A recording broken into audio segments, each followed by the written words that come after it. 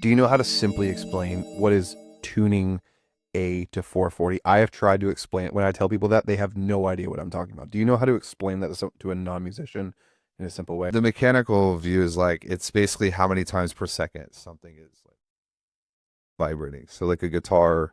My simple understanding, all tuners are set to 440 hertz. But when you go to tune your instrument, you'll get the little green light that says, yes, what is it? The A. In tune. It's in tune. Yeah. And you just go through all the strings. It's automatically tuning to 440 hertz. You can go into the setting and just change it to 444 and you tune to that, and then you automatically set your instrument to 444. The beauty of tuning A to 444, because when you do, 4 of the solfeggio tones come forth. And specifically, middle C is 528 hertz, and that's known as the miracle tone. They described 432 as being light. You feel lifted or lighter. And then 440 they said it hits you in the chest. It's jarring. And then 444, they described it as almost like it's elevating you into another dimension. 432 is light.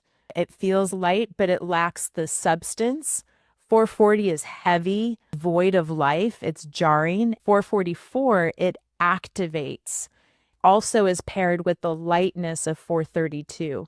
Both of those going on. And what's interesting too is the difference of 440 hertz does to our bodies and how it affects us. And that's the destructive nature of 440 hertz. There's a couple of research articles. One was published in 2021, and this was in the Journal of Ecological Engineering. And what researchers did is they looked at the effects of sublethal and lethal high-frequency sound exposure on water fleas. And so they exposed them to 440 hertz and then 432 hertz. And what they did is they measured heart rate and they measured fertility. And so the water fleas that were exposed to 440 hertz, they developed a dramatic decrease in their heart rate and also infertility.